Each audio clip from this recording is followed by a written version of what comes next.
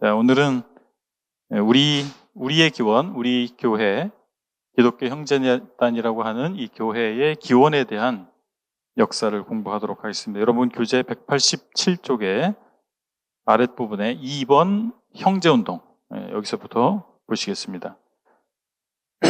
이런 부분들이 지난번에도 교회사 할 때, 공부할 때 말씀드렸지만 일반적으로 지역 교회에서 잘 다루지 않는 주제입니다. 이 부분에 대한 전문가들도 적을 뿐만 아니라 상당히 방대한 주제이고 그걸 정리해서 공부하기가 쉽지 않습니다. 그리고 성경 자체에 대한 공부에 비해서 소홀히 될 수 있는 주제이기도 합니다. 그러나 이 성경에 대해서, 복음에 대해서 사람들이 어떻게 반응했는가에 대한 역사를 우리가 배우지 않으면 역사에서 교훈을 취할 수 없기 때문에 부정적인 역사가 우리 시대에도 반복적으로 일어날 수 있다, 재현될 수 있다라고 하는 것입니다. 또한 그리고 우리가 이루고 있는 이 교회가 어떤 교회인지에 대한 정체성은 역사로부터 확인할 수가 있겠습니다. 그래서 여러 개신교회의 교파들이 있는데 과연 그들과 다른 교파들과 우리는 무엇이 다른가, 우리는 누구인가에 대한 이해는 바로 역사, 우리가 어떻게 출현했는가, 초기에 선배들이 무엇을 지향했는가, 이런 부분과 연관되어 있기 때문에 이 역사에 대한 공부가 소홀해질 수 있는데 매우 중요하다, 이런 생각을 갖게 됩니다. 여러분들은 그래도 서총주교회에서 이런 공부를 할 수 있다라고 하는 것에 대해서 좋은 기회를 주님 주셨다라고 이해하시면 좋겠습니다. 자, 형제운동을 이제 살펴보면 이제 우리의 기원에 대해서 제가 조사를 해보니까 세 가지 입장이 있어요. 그 교재에도 있지만 첫 번째는 초대교회 계승설입니다. 이 견해는 사실은 우리 형제단의 고유한 견해라기보다는 우리의 사촌쯤 되는, 그리고 형제단 초기 인사 중에 두 번째 부류 침례교회의 목회자들이 가지고 있었던 생각이었습니다. 물론 그들의 견해도 역사적 고증을 하면서, 역사 연구를 하면서 입장이 바뀌었지만 그들이 갖고 있었던 역사적 자의식이라고 하는 것은 자기들은 초대교회 때부터 몇 년이 내려온 순수한 교회다라고 하는 생각이었어요. 그것이, 그러한 사상이 우리 형제단에도 영향을 줘서, 왜냐하면 입장이 좀 비슷했거든요. 초대교회를 지향하는 공동체였기 때문에 초대교회가 순수한 교회고 그 교회로의 회복을 지향하는 공동체였기 때문에, 그런 면에서 침례교회와 우리가 같은 맥락이 있기 때문에 바로 우리가 초대교회부터 계승되어 온 교회다라고 하는 의식이 잘 수용이 될 수 있었던 겁니다. 이 믿음은 상당히 긍정적입니다. 우리가 초대교회부터 계승되어 왔다. 이것은 상대적으로 주류가 아닌 그룹이지만 자긍심을 갖게 하는데 첫 번째 효과가 있었고, 또한 우리가 초대교회를 지향하고 있기 때문에 그 초대교회가 무엇인가에 대한, 우리는 초대교회부터 내려왔다라고 하는 의식은 초대교회를 지향하는 데 있어서 상당히 큰 에너지를 주고 있습니다. 그런 면에서 초대교회 계승설은 도움이 되겠죠. 그러나 제가 교회사에 시작할 때부터 말씀드렸던 것은 교회의 역사는, 일반 역사도 마찬가지죠. 사실이 무엇인가가 중요하다고 그랬죠. 사실이 무엇인가가 중요하고 그것을 어떻게 해석할 것인가, 이 두 가지를 말씀을 드렸어요. 사실이 아닌 것을 사실이라고 얘기하면 그것은 소설이 되는 겁니다. 그래서 과연 초대교회 계승설, 우린 사도행전 2장부터 계속해서 내려온 교회다라고 하는 인식이 사실이냐라고 하는 거예요. 그 사실을 입증할 만한 고고학적 발견, 그래서 유물이라고 하죠. 유물 또는 문헌이 있어야 돼요. 근데 없습니다. 이것을 입증할 만한 유물이나 문헌이 존재하지 않아요. 사실 초대교회 계승설이라고 하는 것은 우리뿐만 아니라 아까 침례교회도 말씀을 드렸지만 모든 교회들이 지향하는 바일 수 있고 그렇게 주장할 수도 있어요. 왜냐하면 사도행전 2장에 나타난 교회는 최초의 교회였기 때문에 그렇습니다. 그 이전에 교회가 없었잖아요. 최초의 교회였어요. 그럼 그 이후로 나타난 교회들은 최초의 교회와 어떻게든 연관이 있겠죠. 그래서 누구나 말할 수 있는 내용이지만 사실을 확인할 수 없다. 그렇게 이어져 내려왔다고 하는 것을 이런 문제가 있습니다. 두 번째는 신약 성경적 교회들의 영적 계승설이에요.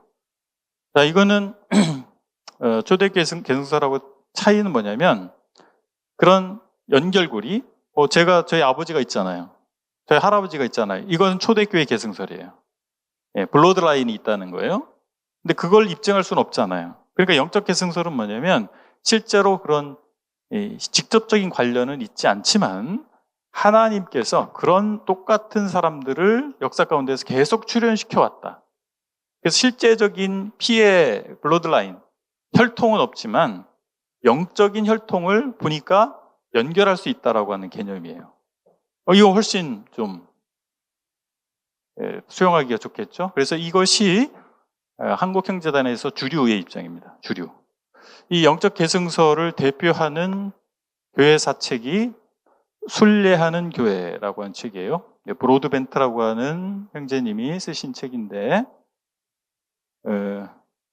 이제 여기에 대한 비판을 제가 한다면, 여기에 언급된 신약성경적 교회들의 영적 계승설에 언급된 무리들이 과연 우리와 같은 무리냐라고 하는 거예요. 여기 평가, 형제단 기원론에 대한 평가를 보면 그게 있는데, 그러니까 종교개혁 이전에도 그런 우리와 같은 교회들이 있었다라고 하는 거예요. 근데 그렇게 언급된 무리가 바울파라든지 보고밀파, 카타리파가 또 알비파로 다른 이름으로 불리기도 하는데 이런 무리들이 언급이 되어 있어요.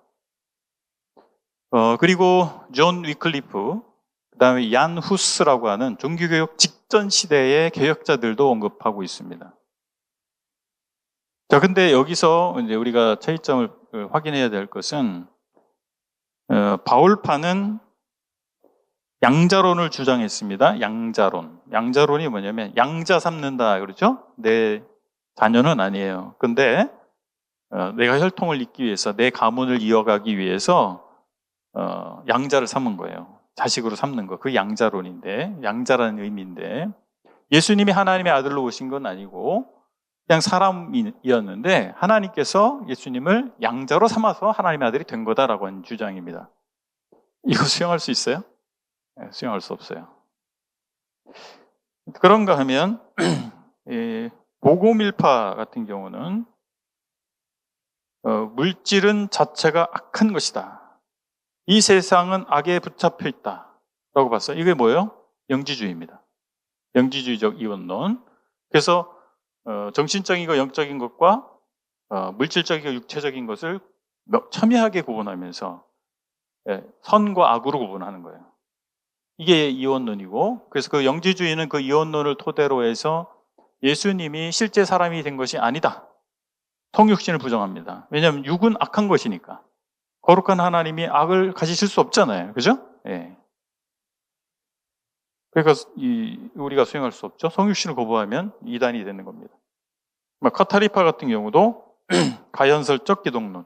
가연설은 뭐냐면 그렇게 된 것처럼 보인다는데 누구에 대한 그리스도에 대해서 예수님이 실제 사람이 된 것처럼 보였고 실제로 죽은 것이 아니고 죽은 것처럼 보였다. 이게 가연설입니다. 우리가 수용할 수 없는 내용이잖아요. 그렇죠? 그들이 초대교회를 지향을 했고 수평적인 성도들의 관계, 성직주의를 거부하고 이것은 우리와 같아요. 그렇죠? 초대교회 지향하고 성직주의 거부하고 그것은 같은데 너무나 중요한 문제에 있어서 우리와 입장이 다르다라고 하는 겁니다. 그런가 하면 존 위클리프나 얀 후스는 어떨까요? 그분들은 정말 제대로 된 복음을 얘기했어요. 그리고 삼위일체라든지 예수 그리스도의 성육신이라든지 그거 다 우리와 같은 입장이에요. 그런데 이분들의 우리와 차이점은 뭐냐면 그들은 국가교회주의자들입니다. 국가교회. 존 위클리프는 영국이라고 하는 국가의 교회를 원했어요. 로마 가톨릭으로부터 분리된 영국이라는 국가의 교회를 원했어요. 우리와 같지 않죠. 얀 후스도 마찬가지입니다. 그래서 우리와 같다고 볼 수는 없어요. 어떤 부분만 같아요. 근데 전체적인 우리가 핵심으로 여기는 중요한 가치에 있어서 같지 않다라고 하는 거죠. 그래서 저는 신약 성경적 교회들의 영적 계승설을 동의하지 않습니다. 마지막은 19세기 형제운동 기용설인데 이것은 하나님께서 배후에 계시죠. 근데 19세기라고 하는 상황에서 유럽과 영국이라고 하는 이 상황에서 새로운 신앙 운동으로서 형제단이 출현했다. 이것이 19세기 형제운동 기원설입니다. 그 신앙 운동이 형제운동이라고 하는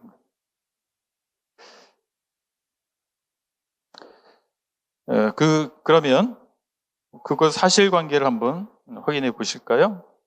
자, 초기 형제단을 구성하게 된 보니까 세 부류의 전통이 있더라고요. 세 부류의 전통. 자, 여러분 운동과 전통을 이제 용어 정리를 먼저 하면 운동은 무브먼트, 말 그대로 어떠한 기치를 든 운동이에요. 새롭게 생겨난 어떤 무브먼트, 운동 똑같은 얘기를 자꾸 반복하는데 새로운 반향, 이거죠. 새로운 사상적 분출, 그걸 운동이라고 하죠. 그래서 자유교회 운동, 침례교 운동, 형제 운동, 이게 운동이에요. 새롭게 일어난 뭔가 신앙적 분출이라고 볼 수 있어요. 근데 그 운동이 정착을 하면, 체계를 갖추고 정착을 하면 전통이 되는 겁니다. 그래서 형제 운동이 일어났어요. 그 전에 이런 운동이 다른 운동도 있었지만 형제 운동이 없었어요. 그래서 다른 운동과 구분하기 위해서 형제 운동이라 하는 것인데, 형제 운동이 어떻게 일어났냐면 첫 번째 세 부류라고 그랬잖아요. 첫 번째 영국 국교회 전통에서 일어난 부류가 있습니다. 영국 국교회는 성공회죠. 성공회. 이제 국가교회죠. 영국 국교회. 영국 국교회 안에 무슨 일이 일어났냐면 떡을 떼는 모임이 생겼어요. 커뮤니언이라고 해서 국교회 법에 의하면, 국교회는 국가교회이기 때문에 법이 있어요. 그 법에 의하면 이 만찬, 주의 만찬이라고 하는 것을 아무나 맘대로 하면 안 돼요. 누가 할 수 있냐면 사제가 있어요. 사제.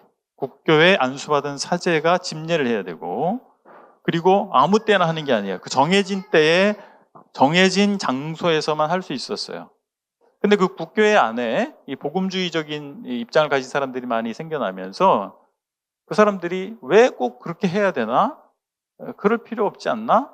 자유롭게 해도 되는 거 아닌가? 성경에 보니까 그런 법에 의해서 하진 않았던데 라고 하면서 자발적으로 떡을 떼는 모임들이 생겨난 거예요. 국교회 신자들 중에서 335 이렇게 떡을 떼는 모임이 생겨난 거죠. 그런 떡을 떼는 모임들이 있었는데 그때 에드워드 크로닐이라고 하는 사람을 중심으로 떡을 떼는 모임이 있었고, 존 비포드 벨렛이라고 하는 사람을 중심으로 떡을 떼는 모임이 있었어요. 그런데 그 외에도 많이 있었죠. 근데 이 벨렛의 모임에 앤서니 노리스 그로브스라고 하는 분이 참여를 하다가 그분이 그리스도인의 연합, 떡을 뗄 자유, 사역의 자유, 이런 것들을 얘기하게 됩니다. 그리고 나서 그 벨렛의 무리와 크로닌의 무리가 연합해서 함께 떡을 떼게 됩니다. 함께 떡을 떼는데 그로브스가 얘기한 그리스도의 연합과 떡을 뗄 자유와 신자가 누구나 사역을 할 수 있다는 사역의 자유, 이거에 공감대를 가지고 떡을 뗐어요. 함께 연합을 하게 된 거예요.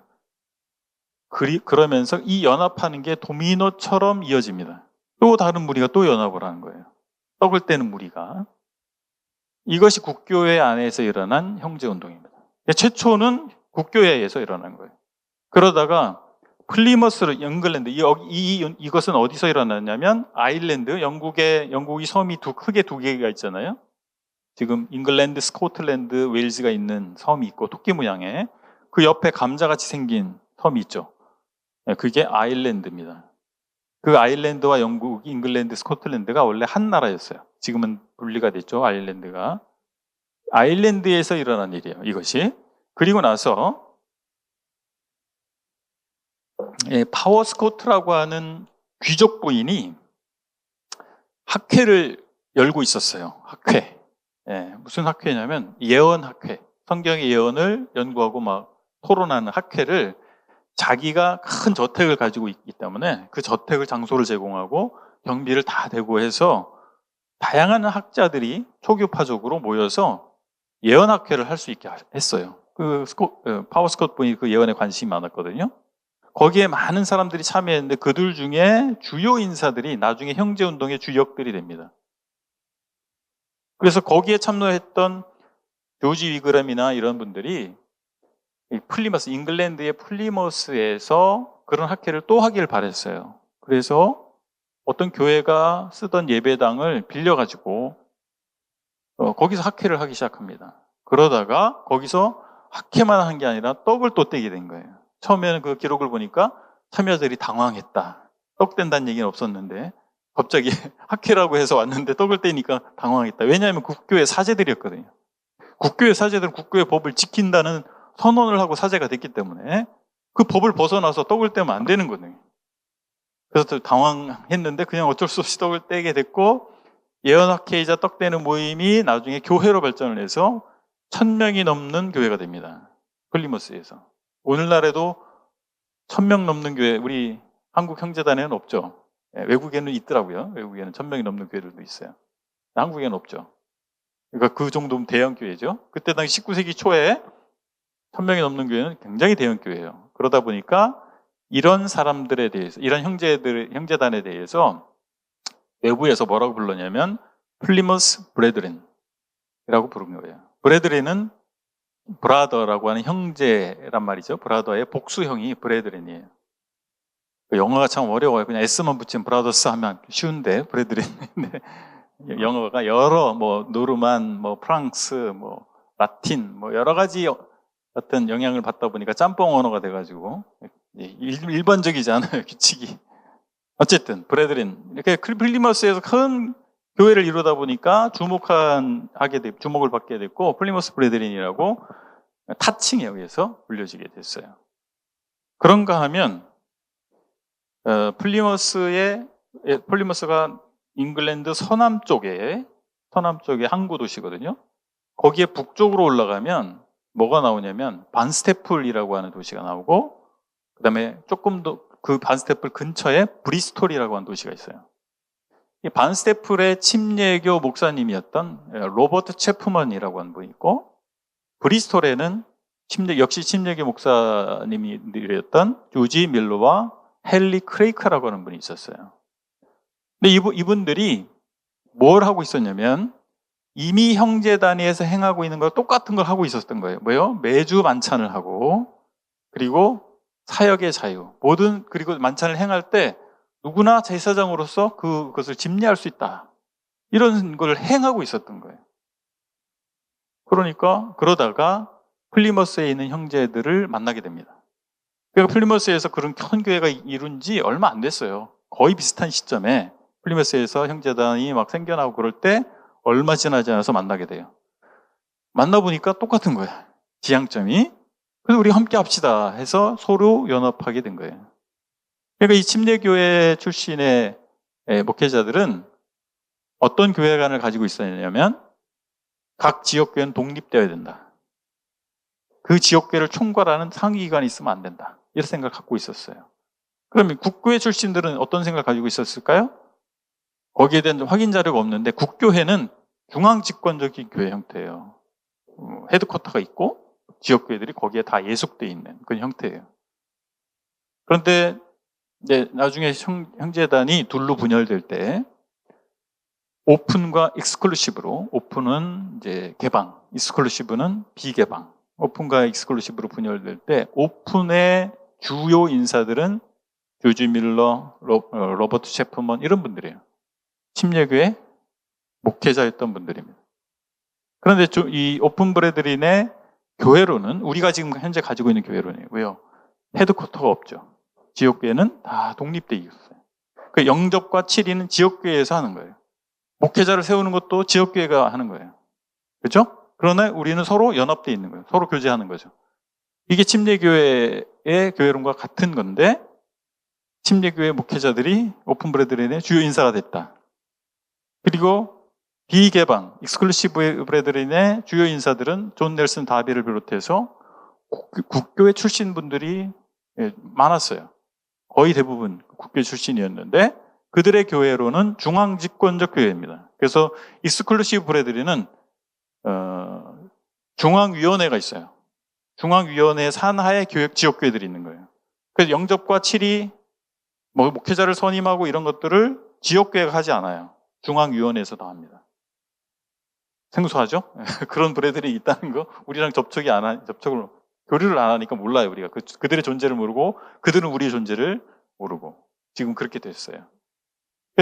의미 있다는 거예요. 그러니까 뭐냐면, 우리가 단순히 다른 어떤 영향도 받지 않고 성경만 연구하다가 이런 공동체를 만들었다라고 하는 것은, 환상일 수 있습니다.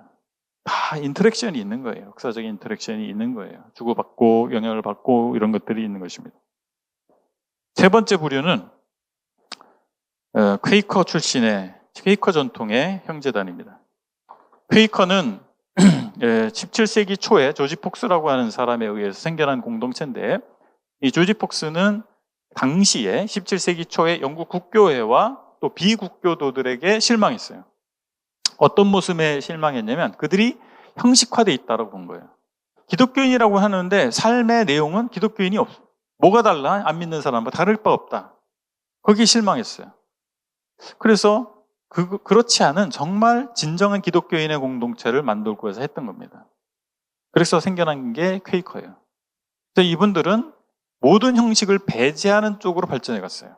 형식에 대한 형식화된 것을 거부하다 보니까 형식을 거부하는 쪽으로 발전합니다. 그래서 그들의 예배 형태는 어떤 순서도 정하지 않아요. 그냥 모여요. 그리고 성령이 인도하실 때까지 기다려요. 그러니까 누군가에게 성령이 감동을 주면 그 사람이 일어나서 찬송을 하기도 하고 기도를 하기도 하고 또 말씀을 나누기도 하는 거예요. 그게 퀘이커의 예배입니다. 그래서 그들은 조용해요. 침묵기도해요. 침묵기도 가운데 쭉 있다가 누군가가 성령이 감동을 받으면 일어나서 뭐를 하는 거지. 이게 퀘이커예요. 그래서 그들은 침례도 하지 않아요. 그것도 형식으로 본 겁니다. 만찬도 하지 않아요. 그것도 형식으로 본 거예요. 그러다가 이제 1820년 이때쯤에 가서는 퀘이커 안에서 어떤 모습까지 나타나냐면 성경도 거부하는 거예요. 성경도 형식으로 본 거예요. 그래서 하나님으로부터 직접 빛을 받는다. 이너 라이트라고 해서 하나님이 내면의 빛을 주신다라고 생각하는 거예요. 너무 같죠? 너무 같어. 그러니까 야 이거 안 되겠다. 이건 아니지 않는가? 퀘이커 안에서 그런 반작용이 일어나면서 퀘이커들이 분리가 됩니다. 그렇게 신비주의적으로 계속하는 사람들, 그건 아니다라고 해서 분리된 이런 사람들이 나와서 그것이 이제 미국에서 시작되는데, 미국의 퀘이커에서 시작되는데 영국의 퀘이커에도 그런 것들이 일어납니다. 분리가. 근데 이 사람들이 어디로 갔냐면 형제단으로 들어옵니다. 영국 런던 토트넘 아시죠? 축구 좋아하는 분들? 예. 손흥민이 토트넘에 계속 있을지.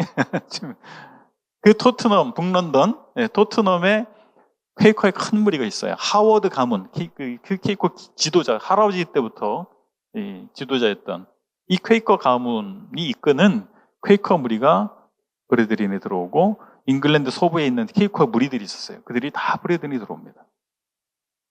그러니까 이 퀘이커의 영향이 브레드린 안에 그들의 사상, 이것들이 들어오겠죠. 초기 플리머스나 이런 쪽의 브레드린을 보면 국교회 사람들이잖아요. 누가 기도하고, 그러니까 순서를 다 정했어요.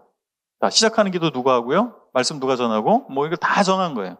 떡과자는 누가 감사하고, 이렇게 다 정한 거예요. 그러니까 뭐예요? 굉장히 규칙이 있었다는 거예요. 근데 퀘이커는 어떻습니까? 그런 규칙은 형식이고 인위적인 것으로 보는 거죠. 그러니까 이 퀘이커의 영성이 브레드린에 영향을 줬겠죠.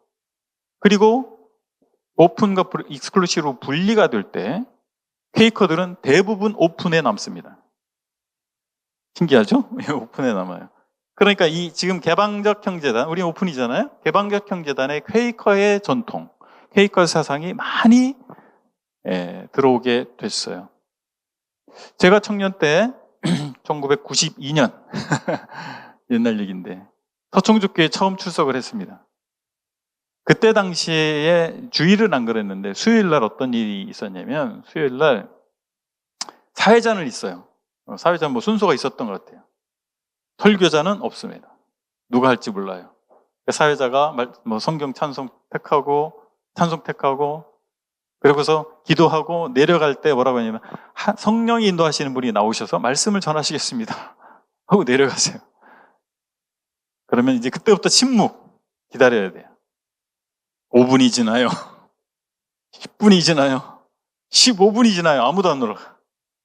김홍렬 형제님이 올라가세요. 내가 몇 번 봤어요. 그거를. 그래서 제가 신앙생활 초짜니까 아무것도 모르잖아요. 이렇게 하는 건가 보다 그랬지. 그러다가 나중에 시간이 지나서 이제 계획을 세우기 시작했어요. 누가 설교할지를. 그리고 그런 생각들이 있었어요. 설교를 준비하면 안 된다. 그냥 딱 성령이 주시는 말씀을 가지고 올라가서 설교를 해야지 미리 설교를 준비하는 것은 인위적인 거다. 그걸 하나님 말씀이라고 볼 수 없다. 이런 생각도 있었단 말이에요.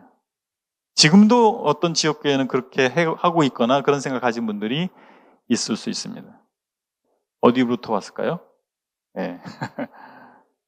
우리가 기도하는 가운데 계획을 세울 수 있는 거잖아요. 그러면 우리가 기도한다라고 하는 것은 뭐죠? 앞으로 내가 세울 계획에 대해서 내가 준비하는 과정에서 성령이 개입하시도록 요청하는 거 아니에요? 그렇죠? 그렇게 해서 계획이 세워졌어요? 그렇게 하면 그건 성령의 인도하심이 아닐까요? 그거죠. 그러니까 우리가 역사를 알면 현재 우리가 행하고 있는 그리고 우리가 가지고 있는 정서와 문화의 기원을 알 수가 있는 거예요. 무엇이 성경적인 것인가를 다시 평가해 볼 필요가 있다라고 하는 것입니다. 자, 그런데 형제단이 안타깝게도 1848년에 두 개로 분열이 돼요. 우리 교재에 여러 가지가 이제 기록이 되어 있는데 제 책을 보면 자세히 알 수 있습니다. 기독교 형제단의 역사와 신앙이라고 하는 책을 제가 썼지 않습니까? 자세히 알길 원하시는 분들은 그 책을 보시면 됩니다. 간단하게 설명을 드리면 플리머스 교회에서 갈등이 있었어요. 두 사람의 갈등이 있었습니다. 존 넬슨 다비라고 하는 분하고 뉴턴이라고 하는 분이 갈등이 있었어요. 다비는 외부 집회를 많이 다닌 거예요. 유럽에 있는 교회들, 북아메리카 이런 여러 대외적인 활동을 많이 했어요. 근데 뉴턴은 플리머스 교회에서 계속 계셨던 분이에요. 뉴턴도 성경교사로 훌륭한 성경교사였고 다비도 훌륭한 성경교사였습니다. 그런데 다비가 밖에 한참 몇 개월 만에 돌아와 보고 이렇게 하니까 교회가 바뀌어 있는 거예요. 그 중에 대표적인 것이 뭐냐면 다비는 교회의 파멸 사상을 가지고 있었어요. 교회의 파멸. 무슨 말이냐면 죄로 말미암아서 교회는 초대교회의 원래 모습은 사라졌다는 거예요. 그래서 그때 당시 19세기에 존재하는 모든 교회들은 파멸된 상태에 있다. 그래서 초대교회로 돌아가기 위해서는 그 파멸된 교회로부터 벗어나야 된다. 분리해야 된다고 생각을 한 겁니다. 그리고 초대교회는 파멸됐기 때문에 초대교회에서 사도들에 의해서 행해졌던 그런 것들은 더 이상 행해질 수 없다. 그래서 장로, 집사, 장로 곧 목사, 집사 이것도 세울 수 없다. 이렇게 본 거예요. 그래서 그냥 형제들의 공동체가 죄를 이룰 수밖에 없다. 이렇게 본 거죠. 근데 뉴턴은 그렇지 않다고 본 거예요. 그걸 형제회라고 하거든요. 형제회에서 모든 걸 의사결정하는 게 아니고 이 공동체 안에서 그래도 믿음과 삶이 검증된 분별력이 있는 사람들이 그들이 모여서 대표가 돼서 그들이 의사결정을 해야 된다는 생각을 가졌던 것 같아요. 그래서 그걸 바꿔놓은 거예요. 뉴턴이. 그러니까 다비가 와서 뉴턴이 성공의 성직자주의를 이 플리머스 교회에 받아들였다. 이렇게 공격하기 시작했습니다. 그러면서 갈등이 막 생겼어요. 그러다가 뉴턴이 강의한 내용을 어떤 자매님이 이제 받아 적었는데 그것이 돌고 돌아서 출판까지 되게 됐어요. 뉴턴을 비판하는 내용이에요. 예수 그리스도에 관한 내용인데 그 뉴턴이 분별을 잘못했던 것 같아요. 예수님이 유대인의 한 사람으로 오셨기 때문에 마땅히 유대인이 받아야 될 책망을 징벌을 받을 수밖에 없었고 그래서 십자가에 달리신 것이다. 어이구, 이거 큰 실수했죠? 예. 그러니까 일파만파 퍼진 거죠. 그래서 뉴턴이 해명한다고 했는데 이게 더 꼬여버렸어요, 일이. 그래서 결국에는 뉴턴이 형제단에서 더 이상 신앙생활 할 수 없어 떠나게 되고 런던 쪽에 가서 보수적인 침례교회로 갔어요. 뉴턴은 떠났죠. 그러면서 그 과정에서 플리머스 교회가 두 쪽이 나요.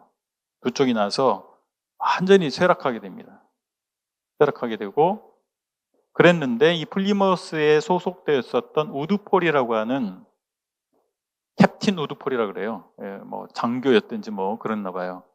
그분이 브리스톨에 가서 베데스다 채플, 조지 뮬러, 헨리 크레이크 이분들이 목회하는 베데스다 채플에서 만찬에 참여하기를 원했어요.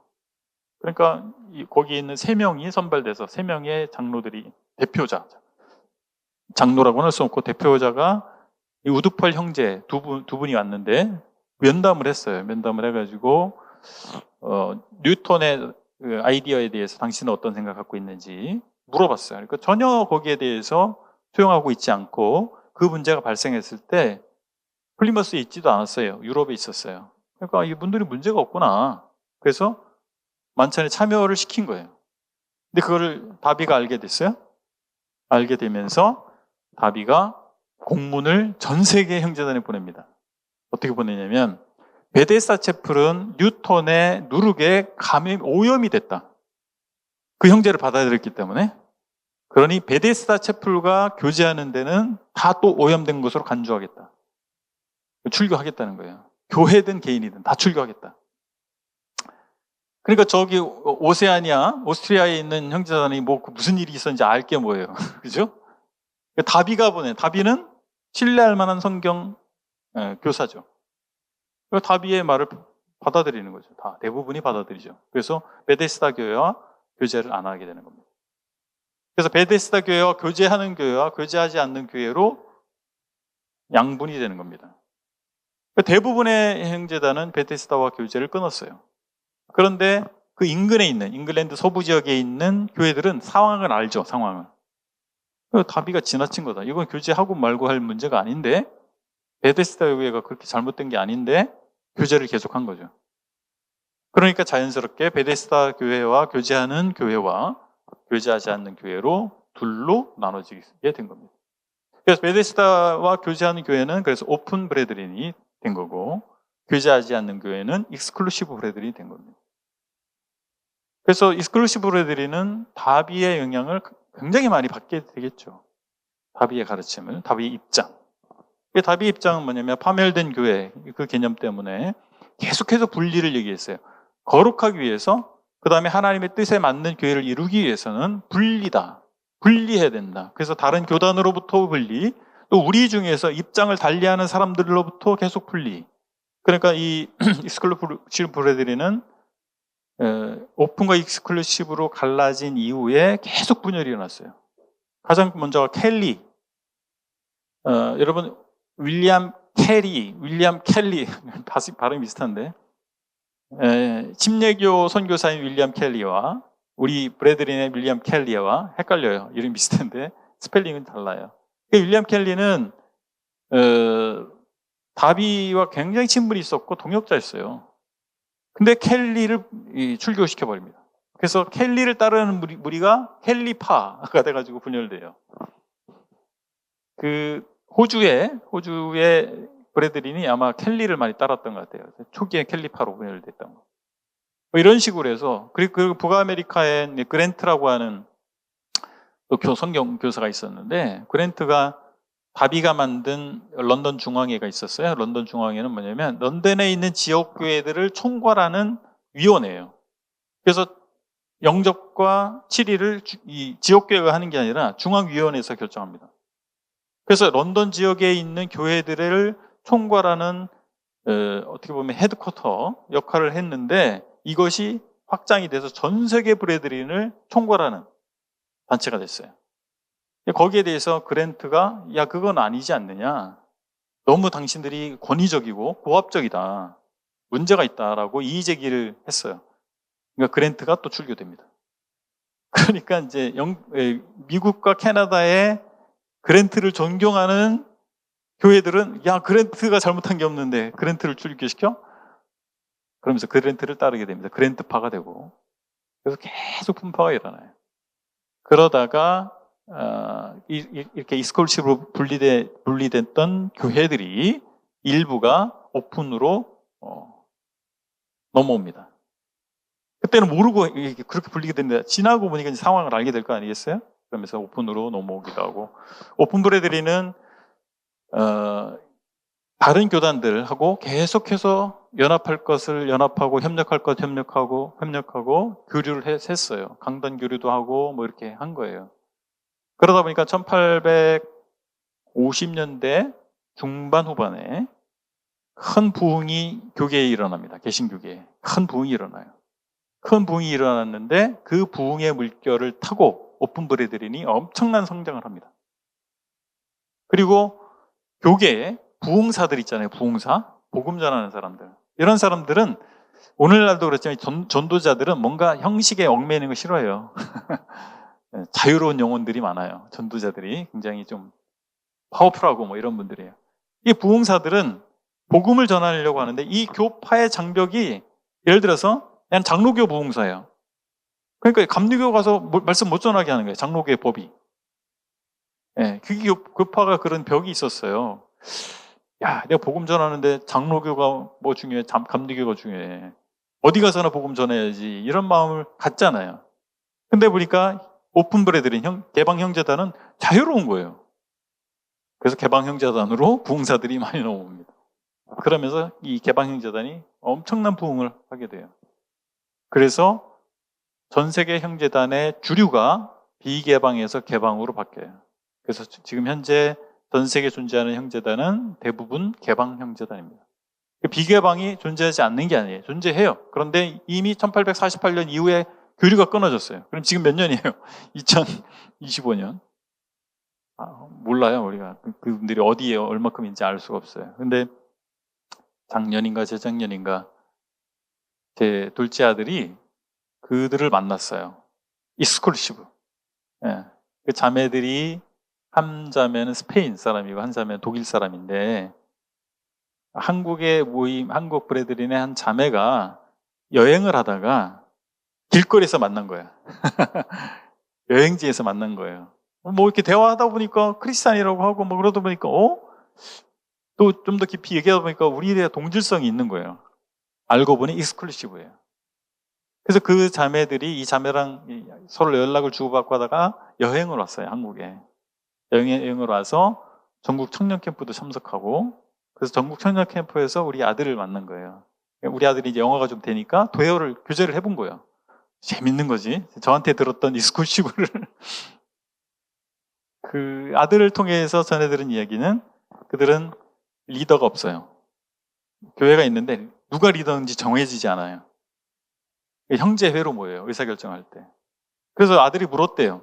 아니 누가 장로인지 아닌지 구분이 없으면 그러면 막 그 의사결정이 마무리가 어떻게 되냐. 근데 그 자매가 그러더래요. 그래도 다 이게 안 돼요. 어떤 형제님이 가장 훌륭하다고 생각하는 형제님이 있대. 그러면 그 형제님이 발언을 하면 다 거기에 또 따른대요. 그렇게 한다고 하더라고요. 우리 악기 사용 안 하고, 그래서 아카펠라로 다 찬양하고 이렇게 한다고 하더라고요. 그래서 그분들이 존재하는지 우리는 교류를 하지 않기 때문에 잘 알 수 없어요. 형제단은 상당히 스펙트럼이 넓어요. 제가 IBCM이라고 해서 국제수양회가 있어요. 근데 한국 형제단의 형제자매님들은 아시아 태평양에서 하는 또 다른 단체가 주도하는 국제수양회가 있습니다. 주로 아시아 태평양 쪽에 한국 형제단과 스탠스가 비슷한 그런 브레드린끼리 하는 수양회예요. 근데 제가 간 국제수양회는 전 세계를 대상으로 하는 수양회예요. 그래서 150개 국가 1000명이 넘는 분들이 모여요.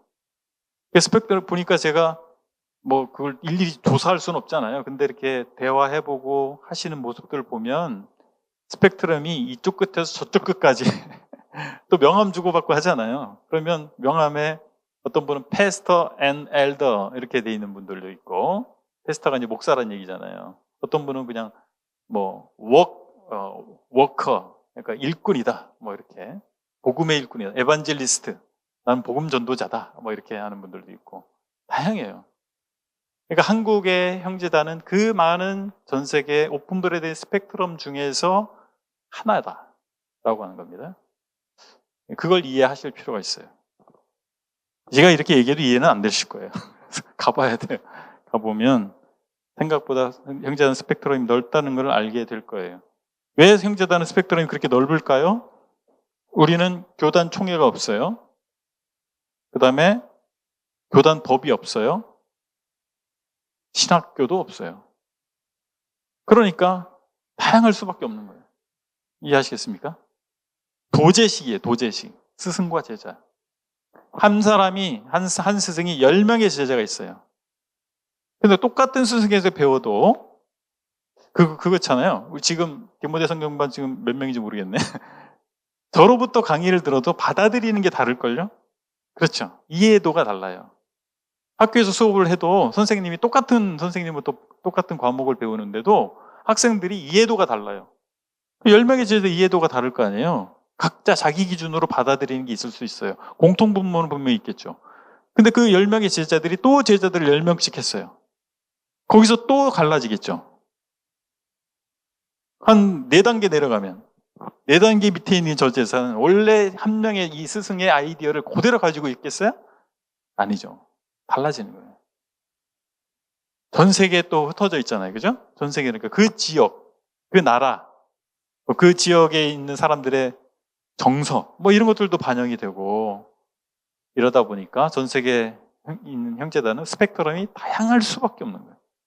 그래서 우리가 성경을 기준으로 해서 수용할 수 없는 그런 것들 있잖아요. 그것이 아니라면 마음을 좀 넓게 가져야 돼요. 그렇게 다양한 것이 형제단일 수밖에 없어요. 형제단의 정체성을 이거다라고 생각해서 거기에 다 우겨 넣으려고 하면 우리 스스로가 잘못하면 형제단인 것을 부정하게 되는 그런 일이 발생할 수도 있다. 그래서 역사를 배워야 되고 현장에 가봐야 됩니다. 현장에 가본다는 얘기는 교류를 해봐야 돼요. 만나서 교제를 해봐야 돼요. 지난번에 말레이시아에서 자매님 한번 오셨었죠? 우리 간증, 수요일날 간증 한번 들었는데 그 자매님 오셨을 때 제가 교제를 많이 해봤어요. 그 궁금한 거 물어봤어. 그러니까 우리하고 다른 게 많아요. 그런데 예수 그리스도 안에서 자매고 그들 형제들입니다. 무엇이 중요한가 이걸 생각해 봐야 돼요. 그리고 지난번에 김한성 교수님, 아신대학교 김한성 교수님, 선교학 교수님이죠. 그분 초청해서 말씀 들었잖아요. 그분이 논문을 썼는데 페이스 미션, 믿음 선교에 대한 논문을 쓰셨어요. 그분의 논문에서 밝힌 바는 믿음 선교의 오리진, 기원은 누구냐? 형제단이다. 형제단 중에서 누구냐? 안서니 노리스 그로브스다. 그래서 안서니 노리스 그로브스, 조지 밀러, 허드슨 테일러로 이어지는 계보를, 믿음 선교의 계보를 얘기합니다. 제 논문에서 밝혔지만 허드슨 테일러는 브래드린입니다. 그분이 브래드린인 걸 우리도 모르고 있고 우리 외부 사람은 더 모르고 있고 그죠? 예. 그분은 원래 감리교 가정에서 태어났어요. 부모님이 감리교도예요. 그러니까 유아 세례 받았겠죠? 근데 17세에 구원받습니다. 거듭납니다. 17세에 어머니와의 교제를 통해서. 그리고 나서 이분이 앤드류 죽스라고 하는 형제님이 목회하는 헐 교회에 출석해요. 잉글랜드예요. 헐 교회에 출석해요. 출석해서 침례를 받아요. 왜 그때 침례를 받았을까요? 유아세례 받았는데 17세에 구원받았거든. 유아세례는 의미가 없다. 그래서 이 헐교회에서 침례 받았어요. 그럼 이분 형제예요? 아니에요? 형제죠. 예? 브래드린에서 침례 받았잖아요. 그리고 거기서 신앙생활 하다가 조지 밀러를 만나요. 조지 밀러의 소식도 듣고 조지 밀러를 만나서 큰 감동을 받아요. 정말 믿음으로 살아야 되는구나. 그러면서 중국이 생각이 났어. 중국 선교로 부르신다고 생각을 했어요. 그래서 가족들에게 간증하고 또 헐 교회에서 간증했어요. 중국으로 하나님 나라를 부르셨습니다. 간증하고 교회 성도들이 기도하고 환송해서 보냅니다. 그래서 런던으로 가요. 런던에서 중국 전도협회라고 하는 이 선교단체가 있어요. 그러니까 선교를 하려다 보니 선교단토의 어떤 그 인프라가 필요하지 않겠어요? 그래서 선교단체에 가입을 해서 그 선교단체에서 파송을 받아 중국으로 갑니다. 그러면 이분은 그 중국 전도협회에서 파송받았으니까 거기 선교사입니까? 아니면 브레드린 선교사입니까? 예? 그거 가지고 거기서 파송받았으니까 브레드린을 할 수 없다. 뭐 이렇게 주장하는 분들도 있더라고요. 그러면 우리는 NTM에서 이중 파송받은 선교사들 한국 브레드린이 있어요. 그렇죠? 그분들은 NTM 선교사예요, 브레드린 선교사예요. 똑같은 얘기죠. 그리고 가서 계속해서 선교를 하다가 이 중국 전도협회가 너무 형식화되어 있고 그렇다, 권위적이다. 벗어나요. 탈퇴해요. 탈퇴하고 내지 선교회를 만듭니다. 중국 내지 선교회. 차이나 인랜드 미션. 이게 엄청난 선교단체입니다. 이게 자기가 만들어요. 그리고 허드슨 테일러를 조지 밀러가 계속 후원을 하고 또 잉글랜드에 있는 형제들이 가서 동역하기도 하고 허드슨 테일러와 그리고 동역했다가 만주나 이런 쪽으로 또 선교지를 개척해 나가기도 하고 그렇게 한 거죠. 허드슨 테일러는 오픈 브레드린의 사상을 가지고 있었기 때문에 교파를 초월해서 활동했어요. 그래서 어떤 오픈 브레드린에 난 뭐 뿌리를 가지고 있었지만 난 거기에 예속되고 싶지 않다. 뭐 이런 발언도 했거든요. 그것은 잘못된 것이 아니다. 저는 그렇게 생각합니다. 그리고 여러분 그 창끝이라고 하는 영화 아시죠? 에콰도르에 5명의 선교사가 갔다, 젊은 선교사가 갔다가 순교했죠. 그 중에 3명이 브레드린입니다. 한국 형제단으로 보면 야, 그 왜 다른 교파 사람하고 같이 가? 그럴 일이 있을 수도 있는데 어떤 5명 중에 3명이 다 순교했고 거기서 돌아가신 그 분의 형제를 제가 지난번 말레이시아 쿠알라룸푸르 IBC에 가서 만났어요. 그 형제님을. 이 모임의 형제들은 정말 믿음으로 선교하는 사람들이에요. 근데 그거에 의해서 순교의 사건이 일어났고 그래서 교계에 큰 반향이 일어나서 젊은이들이 정말 선교의 열정으로 일어나는 계기가 됐고 거기에 또 시행착오가 있었잖아요.